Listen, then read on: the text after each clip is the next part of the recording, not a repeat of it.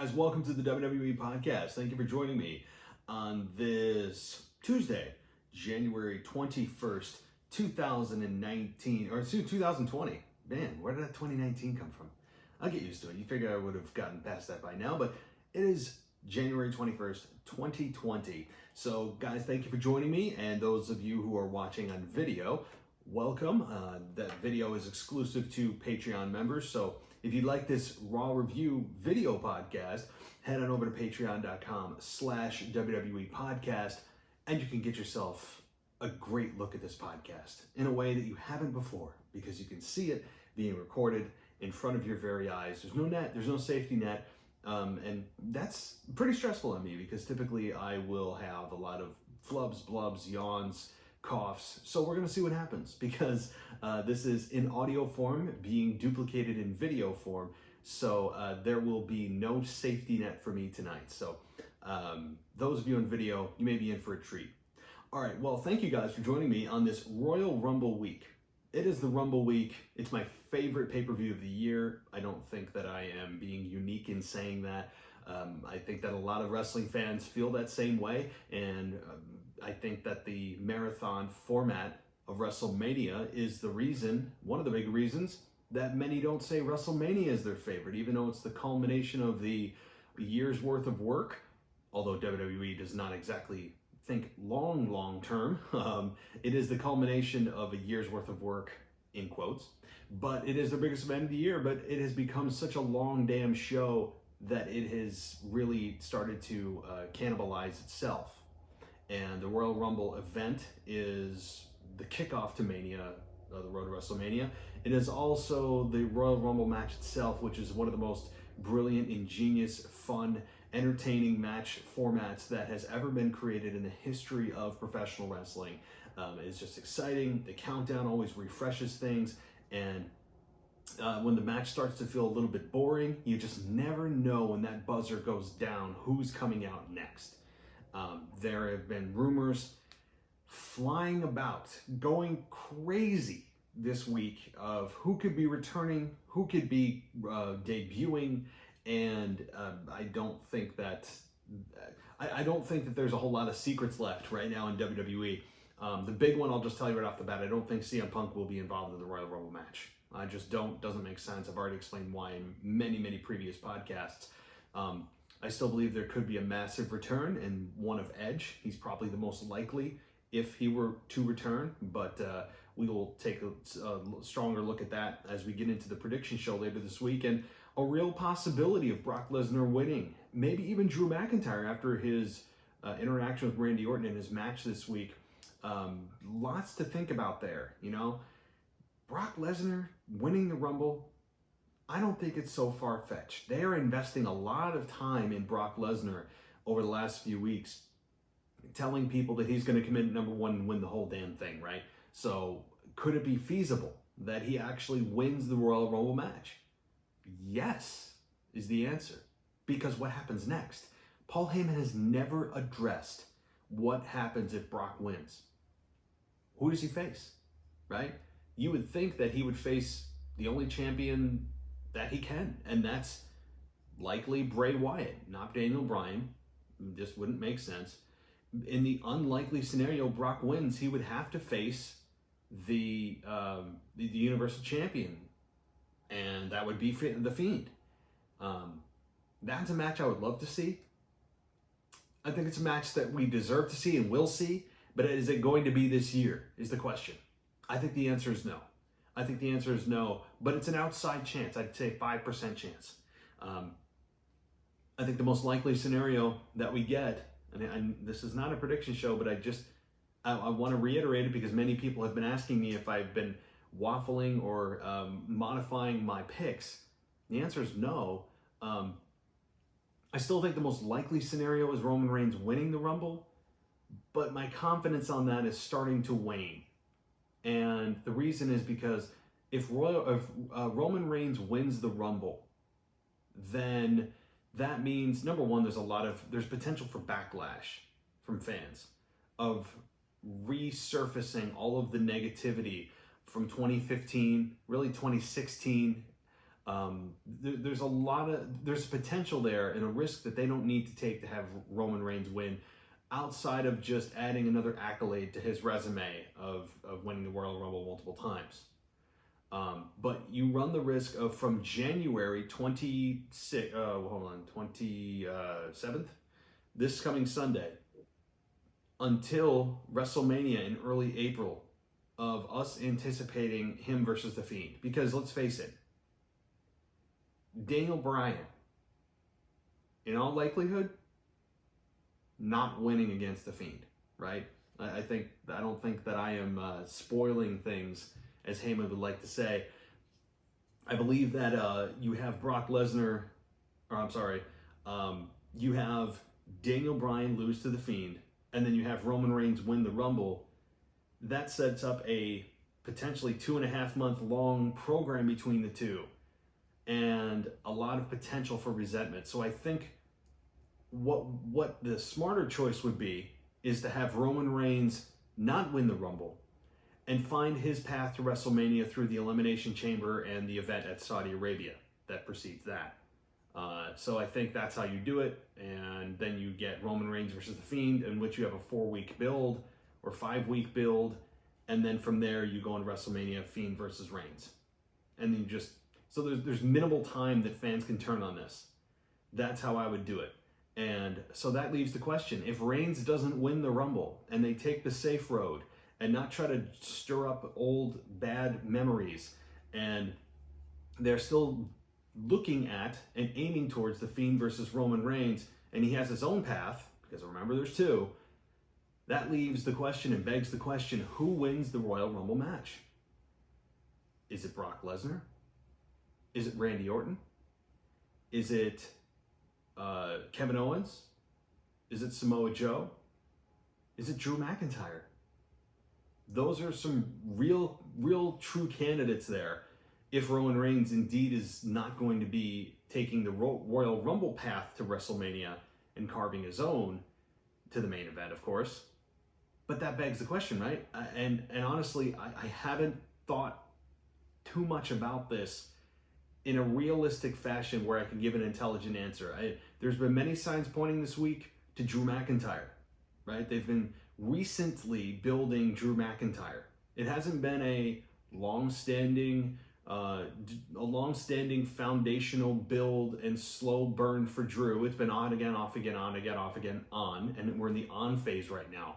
So it doesn't give me a whole lot of confidence that they're truly getting behind Drew McIntyre, but it is encouraging, and he's getting hot at the right time, and he's getting positioned at the right time. Although he did get cut out of the Hulu version of Raw this week. I had to go back and watch that match with Randy Orton this week on a separate feed because Hulu cut it out, which means that if it was cut out of the Hulu feed, that maybe we don't need to read too much into it. And typically only the important things are on the 90-minute version, but that could be completely reading too much into it. So Drew, could he win? Absolutely, and I would love to see it. Could Kevin Owens win? Yeah, he could. Although he has certainly cooled off. He could win.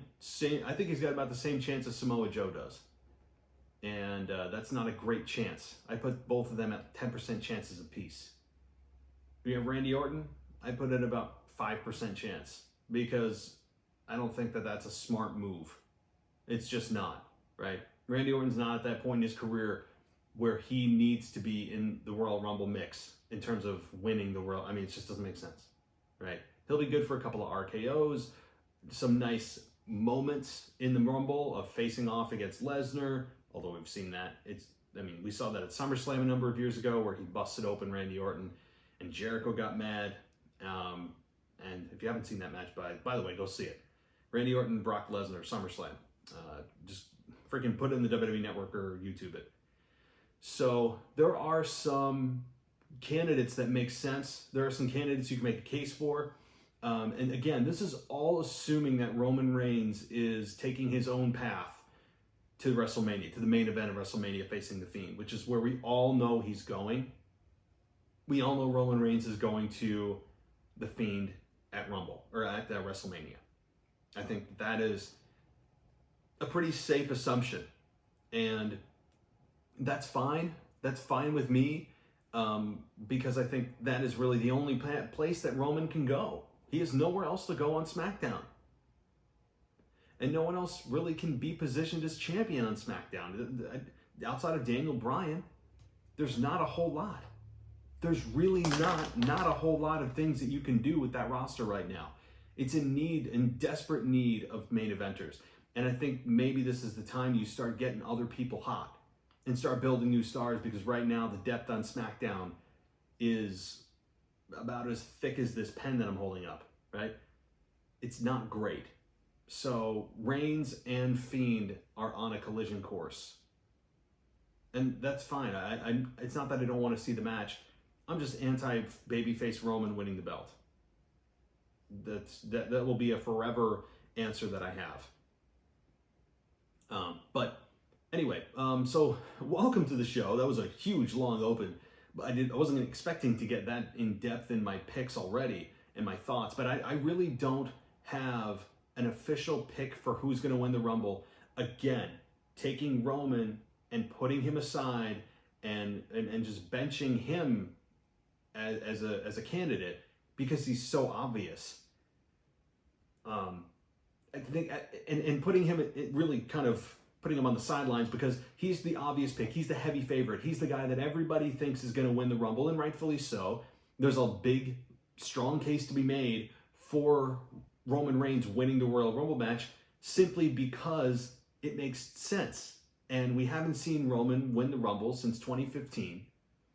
And it's been 5 years, although it feels like that Philly incident was yesterday, and I will never forget it. But so the conversation really is, when you take Roman out of it, who would win? Who would win?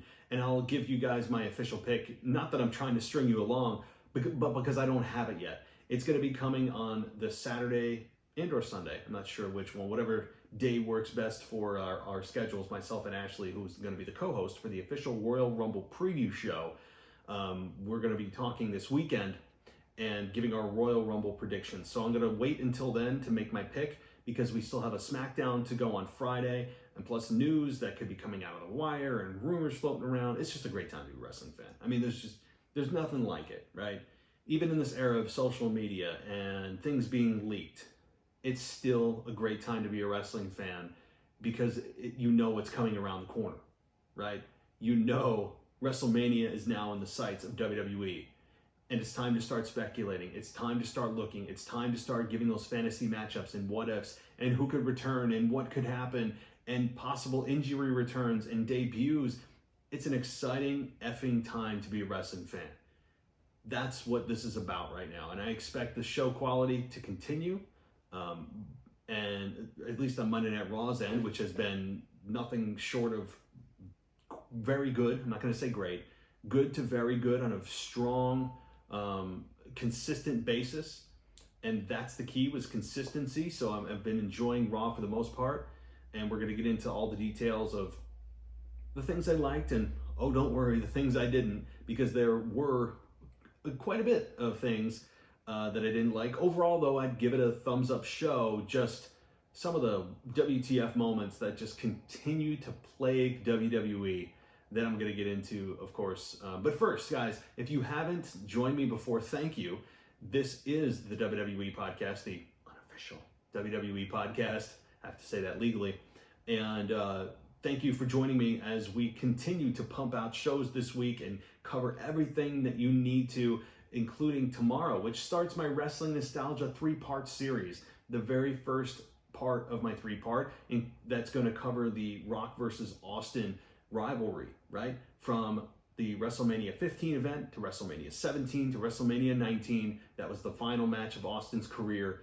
This is going to be a 3-part series. I'm really excited to be diving into this rivalry that I haven't ever really touched on. Amazingly, I haven't touched it on this entire program. So I'm excited to do part 1 tomorrow night. That will cover The Rock versus Austin at WrestleMania 15. And then on Thursday and Friday will be AEW and NXT. And then Saturday and or Sunday will be the official Royal Rumble preview show. And then next week, it's going to get nuts, because obviously we have the Royal Rumble event on Sunday. So that actually begged, no, this show actually has to be on Saturday. Duh, right? Boy, I'm not even like using my brain tonight, guys. I'm extremely tired, but I'm pumping through here because it's Rumble season. I'm on fumes. That's okay. That's okay. I'm here. So the Royal Rumble preview show will be Saturday with Ashley. The Royal Rumble event Sunday, which I will be live tweeting throughout the entire show. Yes, I'm actually going to be watching the damn thing live. I have a really bad habit of not watching things live, and that will not be the case because I will have the time. I've carved out the time. I have already given my wife a heads up. Hey, this is the biggest. I kind of sold it as like the biggest event of the year, even though she knows WrestleMania is. I sold it like it is, and you know what, it is, right? So everyone just kind of keep my schedule a secret. But that's what's going to be happening. I'll be live tweeting throughout the show, and you guys can follow my comments if you want to talk about what just happened. And boy, there's going to be a lot of stuff to discuss. Hit me up at the WWE Podcast on Twitter, which is at the _WWE podcast. There is somebody out there that has just the WWE Podcast, and they must be getting a whole bunch of followers because I'm thinking that people probably go and search that and go, oh, that must be him. And it's not me, right? But nonetheless, follow me there. You can also hit up the website at wwepodcast.com where blogs are going up and content's going up. These podcasts are there. Video is going to be coming soon. There's a video section already created. I just haven't put much in there simply because of time. I'm a one-man show running the website, so that is going to be something that is it's structurally there. I just haven't put the content in. And then, by the way, as I mentioned at the top of the show, patreon.com/WWE podcast is where you'll get this video feed for every Monday Night Raw review that is exclusive only to the Patreon members. And of course, you get a couple of exclusive blogs that were published there that weren't available to the public, as well as a shout out on this show. And you also get some other exclusive content, and you can even come on the show. There's an option to come on the show as well. So, by the way, I would like to make a shout out to our latest patron of the show, Christian. So thank you so much. You are awesome. So I hope you enjoy the benefits of an ad-free experience, right? Get rid of all those annoying ads. You can do that easily at patreon.com/WWE podcast. And I just, as I'm writing this, or as I'm speaking, I'm looking at my Facebook page, which I do have one. There is a thing that I have. It's facebook.com/the WWE podcast. So head on over there. And Curtis Buck, thank you for your comments about the show. It's some very kind words. I'm not going to toot my own horn because I promise my ego's not that big, but I do appreciate the comments. Much obliged. And thank you for listening to the show. Alrighty, well, guys, we're going to take a quick break. I need to take a breath. For those watching on video, it's going to be just like 30 seconds of silence, but we'll be back after a word from the sponsor, and we're going to dive into Monday Night Raw in a way that is very passionate this week. As tired as I am, I felt very passionate about some certain things, both good, both bad. We're going to start off at the very beginning after the break with the Seth Rollins Buddy Murphy Raw Tag Team title win. So stay right here. You're not going to want to miss this.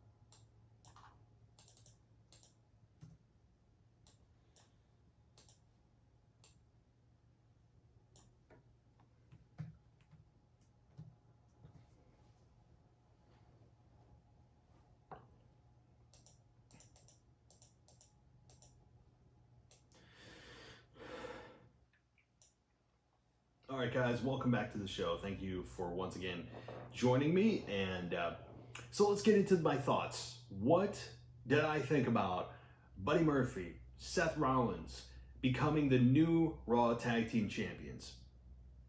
3 words for you. That's it. I loved it. I thought it was a great move. It's a smart move. I had this conversation with a couple of co-hosts over the last week or so, and said we came up with the logic that Seth doesn't and can't really fit into the title picture right now, the major title picture, the WWE title picture. So with him as a heel, Brock as a heel, it isn't going to work, right? And that puts us at well past Mania, because whoever's going to face Brock Lesnar at WrestleMania is going to be a babyface. And if that's the case, they have to have a long-standing run after they win at Mania, which puts it into midsummer before Seth could challenge for the belt in a logical perspective from a face to babyface, or I'm sorry, from a heel to babyface back to heel champion run and timeline. So if that's the case, putting the belt, some kind of gold in this faction makes total sense. I think it's brilliant. And let's face it, the Viking Raiders weren't exactly setting the world on fire. They just weren't. And that's not a slight at Eric and Ivar, who are great workers. They have a good presence. A little bit hokey of a gimmick. I'm not a fan of the Raiders, and you're some kind of like, I don't know, nostalgic throwback type of Neanderthal gimmick that is a little bit cartoonish. I'm not big on it. It has a little bit of the Ascension flair to it. I don't know why I get that feeling, but they're great workers. And I don't know if they ever got a fair shake at really being able to exert their characters to the WWE audience. And maybe that's part of the reason why they never seem to really connect. I think fans respect the work they do. They certainly love all the athletic cartwheels and typical high-flying acrobatics that you would see from a guy half their size, and I understand that, and it is unique, and the fans seem to love it.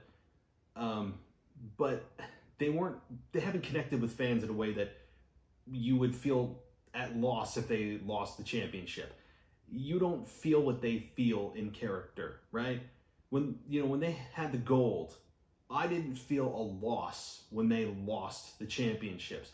I felt a gain in the entire WWE environment, because Seth and Buddy Murphy and the AOP now have gold, and they are certainly building heat on this group. I love it. I just, whoever is in charge of this angle, and I would assume that Paul Heyman has a heavy hand in this, is deserving of a handshake and some kind of award, right? A Slammy, I don't know. But whoever's in charge of this needs to continue being in charge of this, because they have logically put this together. They've thought this through.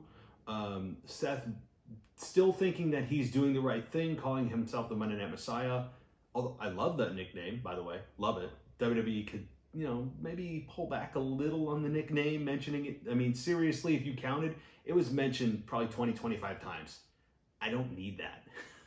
I don't need, in WWE, God, they love nicknames, don't they? They love their nicknames. They can't just ever just introduce somebody, right? They can't even just introduce somebody with just their name. They have to attach the marketing silly nicknames to everyone. And I think the biggest sinners of this are the announcers. And how many times, and you guys know how I feel about this, with Michael Cole, he can't ever just announce, here comes Roman Reigns, right? He has to announce, here comes the big dog. He can't ever just say Roman Reigns. He can't ever just say, here comes Braun Strowman, right? Occasionally if you use their nickname, I get it, but that's their name. I don't need their cutesy marketing nickname attached to it. And you may say, well, that's a business. They need to market themselves. Have you ever heard of the law of diminishing returns? There comes a point where more isn't better. There reaches a point quickly that it becomes less, and people get annoyed, and they don't buy it, and they start to get annoyed by how often it's mentioned, like it's being just forced, like, you know, right down their throat. And that's what I feel like WWE has done with almost everyone that they ever had a nickname for in the history of the PG era. And I have a problem with that. But the Monday Night Messiah, I like it. I just want them to pull effing back on it. It's just a little mention. I mean, I don't know. Seth is self-proclaiming himself that. I love it. It's original. I love the shirt that he has with the stained glass, as if he's, you know, a true descendant from God, of him being the savior of Monday nights. I love it. Seth is doing the best work he's done in years, since he's been a heel. That's how good Seth has been, especially when at the beginning of Raw, when you had Seth, AOP, and Buddy Murphy out there, and then you had Kevin Owens and Samoa Joe come out, and then they were backed up by the Viking Raiders. All four of them come down to the ring, and who gets a yellow stripe down their back and exits the ring immediately? Seth Rollins. That's a little thing that I love, because he's the ringleader. He's the head honcho. He is the face of this group, and he just showed his true colors in character, and I loved it. I loved what they did with Seth there. Just that little nuance, that little thing there, where he doesn't fight with his own soldiers in battle. That he gets a yellow stripe down his back, and when things get too hot, he gets out, and he doesn't want to own up to what the consequences are of the things he's done, and let other people fight his battles. It's great, great psychology. It's just great on every level. I love this group. I don't know what their name is. I would assume that they have to come up with a name. I know that they have the Monday Night Messiah, but that's Seth Rollins on an individual level. They have to come up with some kind of name for this group, I would think. I mean, every group has a name. You have to. So I don't know what it's going to be, but I would assume, and there's rumors floating around too, that there could be a fifth member. I wouldn't put it past them. And I mentioned this too on I think my last show. I don't want it to get watered down, so I would stop at 5, right? I don't want it to become the corporate ministry or the NWO, late years of NWO, where everyone was in it. And the corporate ministry that was part of the 1999, it became the corporate ministry. And you had the corporation and the ministry joining forces. And it sounds cool until you get all these guys in this big group that they're all blended together, and nobody's benefiting from being able to get a push, because you're all just kind of in this mush of humanity. And that works for a short time, but it can't last long. So my point is, and I don't think they're going to do that with Seth's group, but if it's going to be a fifth member, I would stop at that number. Just don't go further, please. But hey, I'm loving this whole angle. I can't say enough about Seth's work. And here's something too, again, because I love when things come back to bite the performers that think that they know what the crowd's going to do. And this one's actually directed at CM Punk. Who I love the guy. This is not personal beef or anything, but CM Punk and others have said that Seth, now the crowd turned on Seth, and the ironic part is that when Seth goes heel, they're going to cheer him. I said, no, they're not. No, they're not, because in the brainwashed version of WWE talent and WWE management, they think people are just being rebellious. It's a cool thing to do to cheer heels. It's cool. No, it's not. People don't cheer the cool heels because it's cool to do and they're being rebellious. That's not their motive. That's not their reasoning. If people are cheering a heel, it's because they're being entertaining. So that's actually a reflection on the heel not doing what they should do, or the heel who's being booked by the agent or management or Vince not doing the things that would piss off people, not doing things that would truly get people angry, and instead worrying about being cool and worrying about selling shirts and worrying about being entertaining. That's why people cheer heels. That's why we've seen sometimes people turn heel and then they get cheered because they're so damn entertaining. Look at Chris Jericho at AEW. People still cheer Chris Jericho because he's so effing entertaining. Chris Jericho just oozes charisma, and he can't help it. And that's a compliment to him.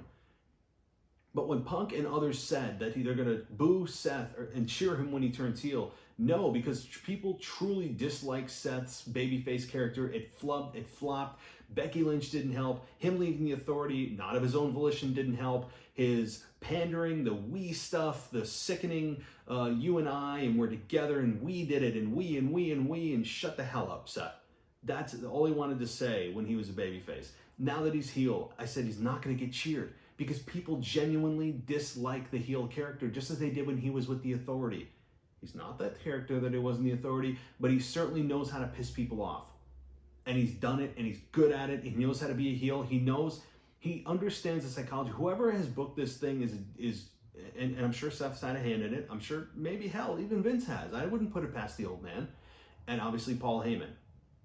So, again, you listen to the reaction. There's no cheers for Seth. People aren't going, oh, yay, Seth's out here. We love you. You're so entertaining. You're cool. We actually would love to support you, and you're the anti-hero. No. There are no redeeming qualities about Seth. That's been the problem. There have been entertaining, redeeming, funny, or cool parts of being a heel over the last 10 years. Which is why people get cheered when they're heel.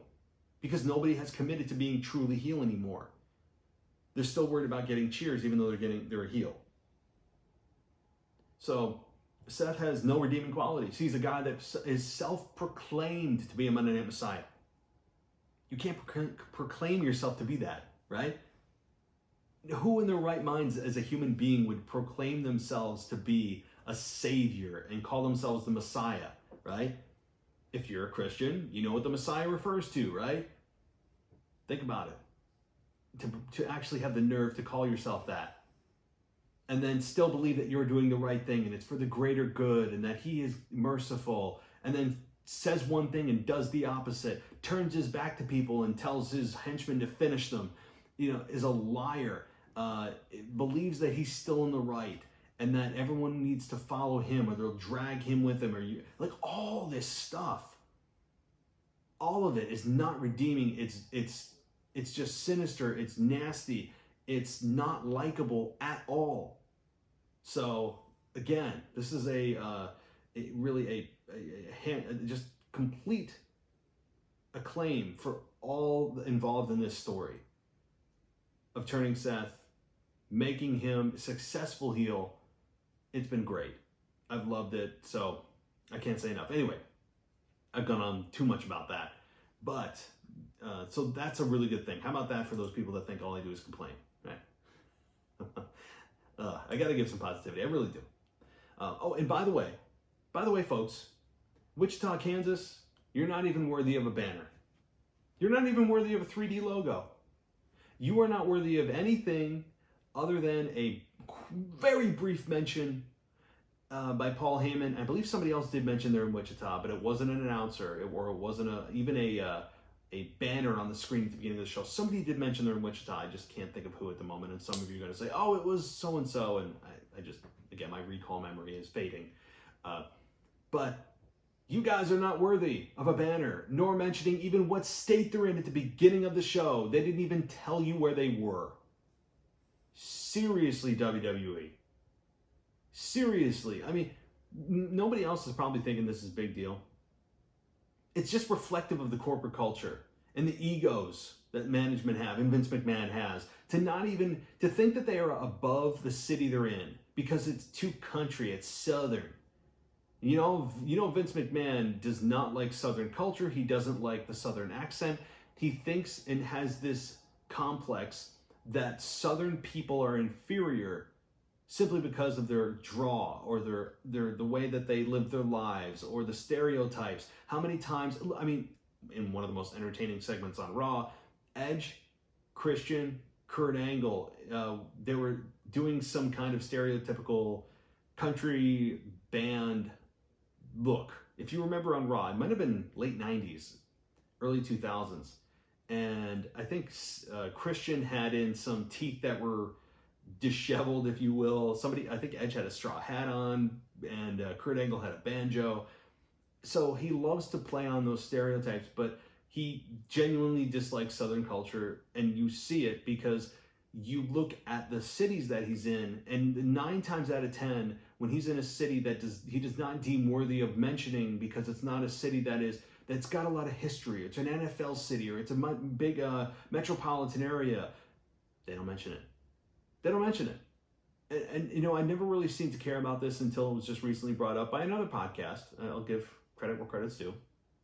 I didn't come up with this, but it is very interesting that when they are in a city that they, quote, think is not worthy of mentioning, or will put out the perception that they're in small markets when they're a huge company, it's all about their ego and their perception to other people. That's the only reason. And imagine the job that somebody has to go into their schedule and go, and just like, nope, not worth mentioning this city, check, nope, don't mention that city, we're not mentioning this city, we're just mentioning the state, we're maybe mentioning, you know, it's like, who does that? And you actually have to audibly tell the announcers, don't mention the city you're in tonight, right? You have to tell the performers, don't mention the city you're in tonight. Like, what? Who the F does that? Why? There's nothing more than ego there. Okay, I'm done. Let's move on. Let's get to the wrestling stuff. I know you guys are tired of me ranting about that. So onto the Rey Mysterio Andrade match. I thought that was a good match. Some bumps were brutal. Zelina getting herself involved was not unexpected, to say the least. She's been keeping him afloat with that United States Championship for weeks now. And again, Rey Mysterio, as the dumb babyface, gets ousted and outsmarted by Zelina Vega. And you're telling me that he couldn't have simply overpowered her, not struck her, because God forbid a man retaliates against a woman in any kind of physical way. And don't worry, we'll get there to the main event. Rant alert. A rant warning, really.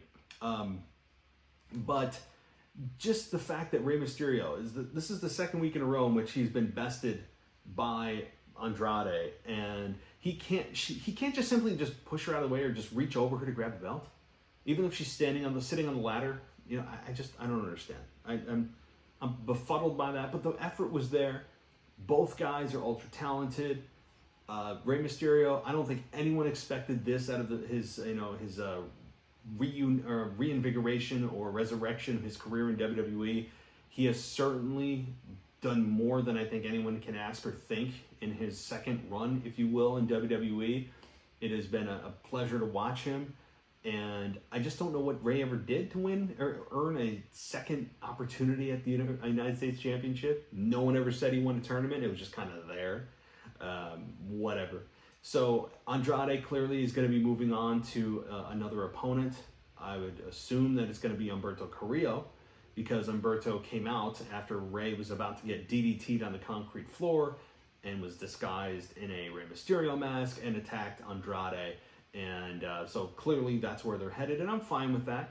I bet Rey could have used him, 30 seconds earlier to save his belt, but they're trying to get into a program with Humberto. So Humberto Carrillo is going to be, I think, a great opponent for Andrade. They're going to put on some very good matches. Ultimately, do I think Humberto's going to win the United States Championship? I don't think so. I don't think Humberto's ready for that. I would like to see Andrade keep it for quite some time.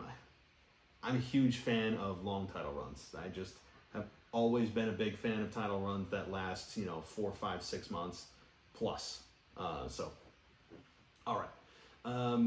Moving down the line here is, let's see here, Aleister Black versus an enhancement talent. So, honestly, it's interesting that Aleister Black beats Buddy Murphy, right? Beats him 3 times in a row, and he's still facing enhancement talent. And Buddy Murphy is at the pinnacle of his career. Just think about that. I mean, seriously, like, when you think about this, when you look at win-loss records that don't mean a damn thing, you look at these matches that are supposed to have meaning, that are supposed to have some kind of consequences and reward for winning and losing, and you look at Buddy Murphy, who lost 3 times in a row to Aleister Black clean, and then he's suddenly he's with the second coming of Christ, and in Seth Rollins, and he's doing the biggest thing he's ever done in his WWE career. just kind of ironic, right? And Aleister Black is still facing local talent. Is seriously, good God. But okay, we also had the Paul Heyman and Brock Lesnar in-ring promo. We got a recap of what happened with R-Truth and Lesnar last week, and we have Heyman doing his brilliance on the mic, and he's making a case as to why Lesnar is going to be the last man standing, even if he's coming in at number 1. And he said that Lesnar is going to get to choose who he will go up against at WrestleMania, as if there's a choice, right? If he wins the Rumble. I already went over that. But before he reveals the name, Heyman asks the crowd, why are they booing Brock Lesnar? Do you think there's anyone worthy of stepping in the ring with Brock Lesnar? Name one. Don't worry, we'll wait. And then Ricochet comes out and stands at the top of the ramp with a very, very disingenuous red promo. And it made me dislike Ricochet, I'll tell you that. He begins talking about Heyman, how he comes out every week and talks a lot. And the word afraid isn't in his vocabulary. So Heyman says, oh, this is where we get it. Obviously, you got your education in Wichita. That's the only time we got to know what city we're in. By insulting the city you're in, again. So whatever. Heyman says Ricochet will end up hurt by Lesnar, but Ricochet continues and says, Brock, I am not afraid to step in that ring with you. Inches closer, gets in the ring, and says that now I'm in the ring and want you to know that I'm not afraid to challenge you to a fight right now. Oh boy, I mean, so we have Ricochet here, who was United States champ. He had a good program with AJ Styles, and since really kind of fallen off the map. Comes out, faces Brock Lesnar, and we're supposed to have this respect for him for doing that, right? I don't. I think it's foolish. I don't have respect for Ricochet for acting like a fool. I don't, and the thing is, Ricochet's type of in-ring style is not my cup of tea. Because I don't feel anything in his matches. Other than, ooh, that's going to hurt tomorrow. I don't get pulled in emotionally in his matches. His promo ability is robotic and monotone right now. I'm not saying he can't be a great talent. I'm not saying he's not talented. He's ultra athletic, ultra talented athletically in the ring. He's got a good look. He's a good looking dude. But there's no heart. There's no soul to his character. His character is so one-dimensional about just doing these crazy stunts and putting his life on the line in every move he does. And with a guy like that, his shelf life is extremely small. Let's be honest. His shelf life is minimal because you can't continue to do that to your body night after night after night and expect Mother Nature to not push back. And beyond that, I'm like, there's nothing to Ricochet. And you might say, what are you talking about? He's one of the best guys on the roster. Okay, if your definition of best guy on the roster is contingent upon you defining great wrestling as spot, fast paced, 1000% pace, go, 450 splash, I mean, kick to the head, all this, Pele kick, all this stuff. And I know that wrestling's evolved into that in 2020 and 2019, last year. And I understand that. But with all of that, you look to Ricochet as a stunt man. You don't look to Ricochet as a guy you can relate to and get behind and feel something for emotionally. You just don't. You can't tell me you do. Because Ricochet, again, I'm not saying you can't. I'm not ripping on the guy. I'm just not a fan of how his character is structured and how we're supposed to get behind him simply because of the cool moves he does. Oh, it's cool. Look at all the great stuff he's doing. Look at all those flips and flops and 450 splashes and reversals. Oh, wow, cool. That's not what gets me into a character. There's no story behind Ricochet. And you come out and he does this very monotone promo, doesn't get a great reaction, but Brock Lesnar kicks him right in the balls and says, "Not scared." I love it. It's so Brock. I was behind Brock, and I'm still behind Brock. I love Brock Lesnar as champion. I love it. And I'm surprised they're getting the negative reaction they are for Brock, which is what they're supposed to get because he's positioned as a heel. That's fine. It's fine. But I love Brock Lesnar as a champion. Love it. I love it. And I think that is something that is going to be good for whoever takes the belt off him because you're beating a legitimate, highly credentialed, most celebrated athlete in the history of WWE in terms of actual combat credentials. So I loved it. I mean, this is great stuff. And it clearly sets up something with Brock and Ricochet if they have an interaction at the Rumble. So, and just a quick side note on a theory that I've been thinking about. And this doesn't have anything to do with necessarily who I'm going to pick to win the Rumble. If, again, Roman Reigns is not going to win. And they've really done a lot of work building up Brock Lesnar as number one. And then he's going to go through 29 other guys. So my thought is how this could be written, how this could be done, is Brock Lesnar's number one. You have number two as a guy that is a joke. I wouldn't say enhancement talent, but he's a guy that, he'd come out and you go, oh my God, this guy's going to get killed, right? And Brock tosses him over the rope. Tosses number 3 over the rope, number 4, number 5. And by the time you get to 5, you're going, and the announcers are positioning it as, is there anybody who can come out and stop Brock Lesnar? Because Brock is tossing bodies one after another, and you get to 5. Hell, maybe you even get to 10. And Brock is just dispatching guy after guy after guy. And then eventually you get a guy that's able to hang with Brock until the next guy comes out and fills the ring. And Brock survives until the last 2, 3, 4 guys. So I think that's what's going to happen. Regardless of, I don't think Brock's going to win. I don't think. But he's starting to make more of a case to me that he could win. And that's great. That's great they're making me think like this. But I believe that Brock will survive until the end. And I think the beginning of the Rumble, you're going to see something unprecedented of Brock just hauling and just tossing guys over the ropes because they have made such a big deal about Brock Lesnar being able to take number 1 and take it all the way to the end. You have to have Brock in there at the end. You can't have a shock elimination. It doesn't make sense to me. It has to be, I believe, a Brock Lesnar dominated match. It just has to be. I believe that. So, Randy Orton versus Drew McIntyre happened next.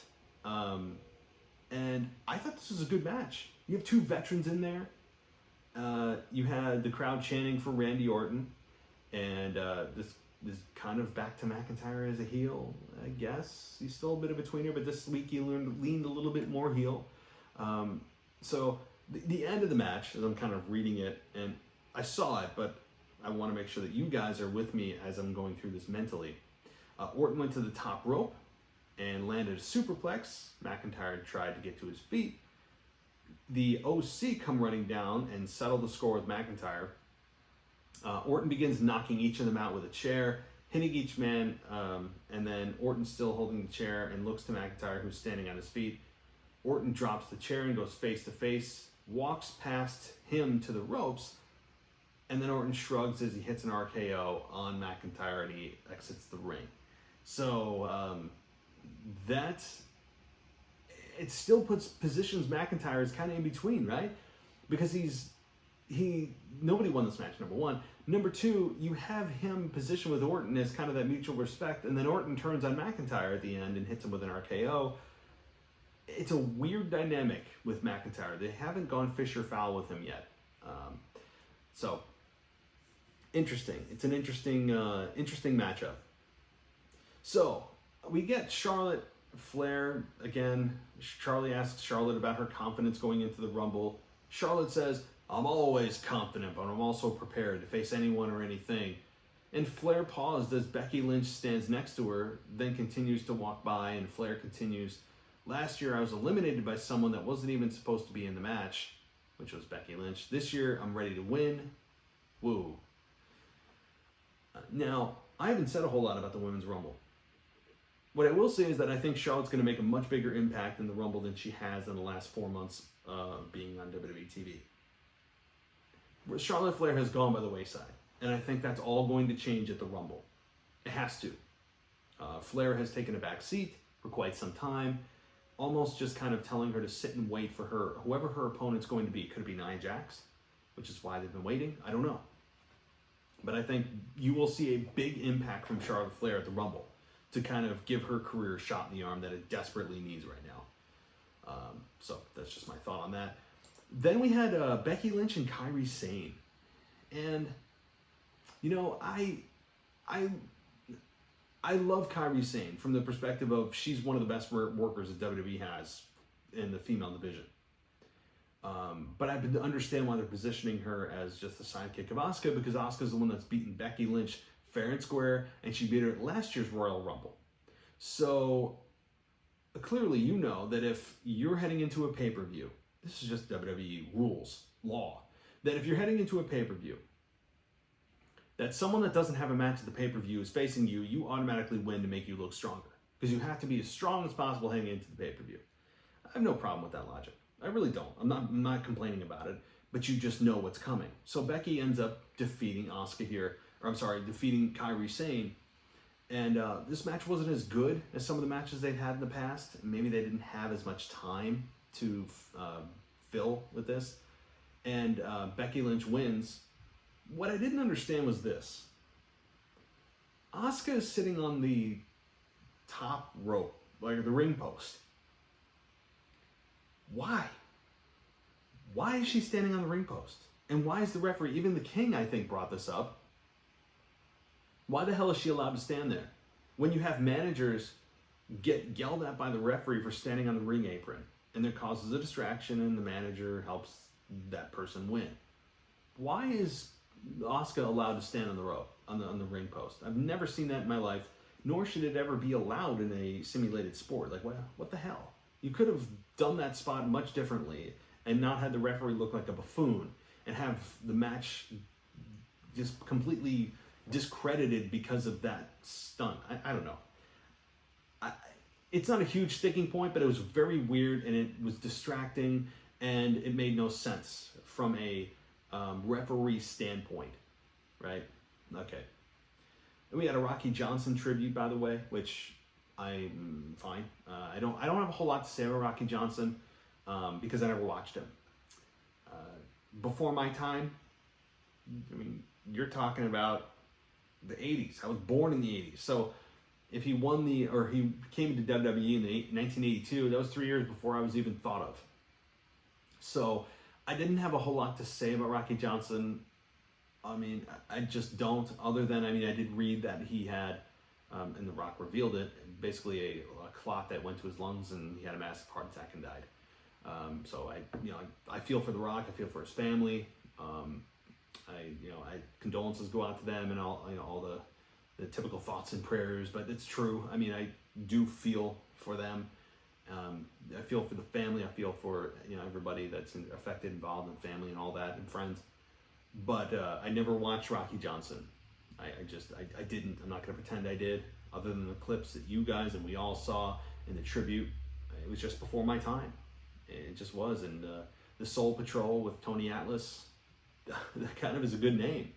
I know loosely some of the things Tony Atlas has done, and there's a whole documentary on Tony Atlas and stuff like that. But I don't know. In my free time, that if I ever get in my life, I would love to go back and watch the Soul Patrol and more of the career of Rocky Johnson. But certainly, it's a tough time and for everyone involved and everyone affected. I mean, it just is.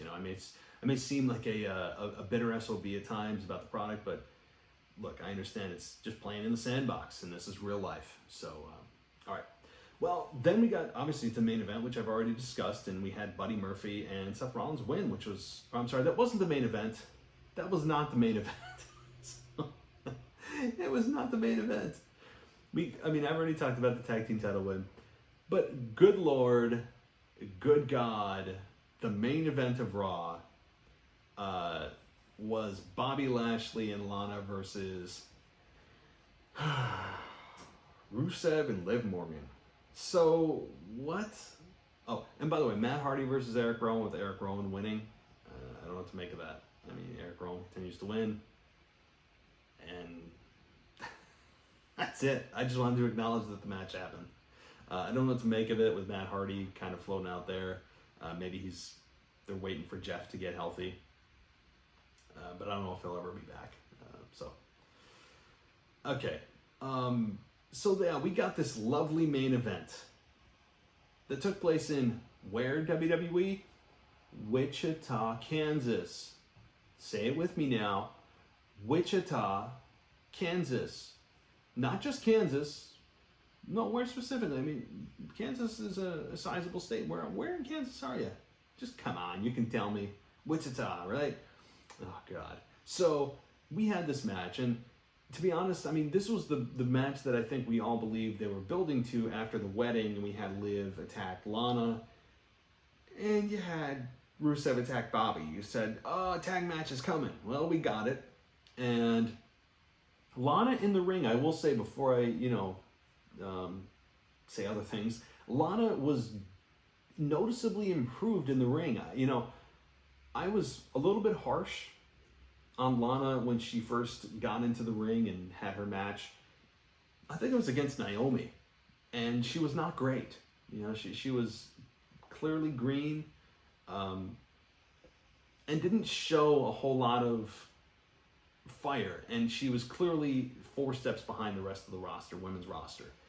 So I will give props where props are due that Lana clearly has done some in-ring work. So props to her, and smart of her to get better in the ring. But then you had this whole thing where, you have the women slapping the men and attacking the men, and they can't retaliate against the women because, we don't do that. Oh, it's domestic violence. I mean, come on. I mean, seriously, I'm befuddled as to why that is, right? What's that promoting? Well, look at this, guys. This is a simulated sport, right? It's a PG product, which means parental guidance is suggested. So if you see a woman attack a man on TV in professional wrestling, and the man retaliates, well, it's pro wrestling, right? What kind of message is that sending? First of all, if you are concerned about pro wrestling educating your kids, maybe you should be a parent and educate your kids and not allow wrestling to do so, right? And number 2, you can always turn the damn thing off and go watch Paw Patrol, right? Or something like that if you're that worried about it, or I don't know, whatever. What do the kids watch these days? Blue's Clues is like way too old. But my point is, I don't understand the I have a magical shield, glowing shield around me because I'm a female. I'm a woman, you can't touch me, but damn it, I'm going to be able to beat the hell out of you. It's garbage. It's crap. It's frustrating as a fan. I miss the Attitude Era days where, if the women attacked the men, you knew the women were going to get theirs. I mean, look at what they did to Stephanie McMahon. Stephanie McMahon has taken some great bumps. And I love the thing. She's taken stunners. She's taken a rock bottom. She's taken a pedigree. I mean, Stephanie McMahon has put herself out there, and it's deserving at times. Stephanie McMahon even got speared by Roman Reigns, right? So when it's deserving, people love it. I don't think people would honestly, unless it's over the top and you're beating a woman down with a chair and she's bloody. I mean, that's a little too much. But look, an eye for an eye here. And just because you're a woman does not give you automatic immunity to assault a man and, you can't touch me, I'm a woman. F you. Look, number 1, it's pro wrestling, okay? It's even double bad in pro wrestling because it's a fantasy environment that you are trying to tell a story in. But with all these sponsors and all these people and activist groups and, oh my God, the women, oh my God, we'd have people screaming, knocking at the doors. Grow a set, okay? Grow a set and do the thing that should be done. I just don't understand that. And if it's a mixed tag match and the women can only compete with the women and the men can only compete with the men, well, guess what? If the men, the women attack the men, that should be a disqualification because that's the rules of the match. Those are the rules of the match. So I just don't understand it. Nonetheless, Rusev ends up losing for the 3rd time to Bobby Lashley 3 times. 3, yeah. To Bobby Lashley and Liv and Rusev lose. And we go off the air. I don't know the end game here. I don't know the end game because they're doing look, I'm done with this angle. I'm done with Lana in her weird cadence and her screaming and her just trying to be this obnoxious, over the top, annoying, you know what. She's not good at promos. She's just not. She doesn't have the right zingers. She just is talking and she can't find the words and she comes up with weird words and it's uncomfortable. It's not fun to watch. It's trash TV, but now it's starting to become bad trash TV. And not just that, but this story needs to end, and it needs to end with the victory of the babyface. And we've seen 3 straight shots, 3 straight losses with Rusev now, and it's I don't know. Rusev is being damaged by this as well now, so I don't know. So I don't mean to end on a down note, but that's really the main event of Raw. Not a tag team title match. That is the main event of Raw. I mean, it's building good heat, I guess, for Lana and Bobby, but give us a damn payoff here. It's 3 in a row that Rusev has lost. So I don't know. Give us a damn end, please, with Rusev on top, and you know maybe he can put Rusev can put Lana in the Accolade and make her scream. I don't know. That's how I would book it. Boy, good thing I'm not in charge of a wrestling company. I'd have so many lawsuits and drop sponsors, and it would be a financial disaster. But boy, I'd have fun for like a couple months. But all right, guys. Well, that's my Raw review. Those of you on video, thank you for joining me. You can head on over to patreon.com/WWE podcast if you'd like to get yourself on the video feed and get yourself ad-free experience to everything. Shout out on the show, video shout out on Twitter, lots of other cool stuff. And it's been a blast. And don't forget, I have a Facebook page at facebook.com/the WWE podcast. I hope that you will join me there. Give us a like. I'm also on Instagram at WWE Podcast, on Twitter, every social media at the WWE Podcast, right? I'm on CastBox. I'm on Apple. I'm on Spreaker. I'm on SoundCloud. Or, no, not SoundCloud. I'm on Stitcher. I'm on TuneIn. I'm on Radio.com, iHeartRadio. I mean, pretty much you name it. So give us a like and rating and review if you are so inclined. And I want to thank you guys for joining. I want to thank you guys for watching. A big week coming. Tomorrow, don't forget, is going to be my part 1 of the Stone Cold versus The Rock saga at WrestleMania 15. Big pay-per-view at that time. A landmark pay-per-view, especially with Jim Ross returning from his bout of Bell's palsy. I'll give my thought on that. So lots to cover, so much coming up this week. It's Rumble week. WrestleMania season is here. It's time to get excited. It's time to come back and tell your non-wrestling fans that it's WrestleMania season, so it's almost time to be socially accepted as a wrestling fan. We all know how that goes as the off-season wrestling fans. So guys, thanks so much for joining. I'll talk to you next time.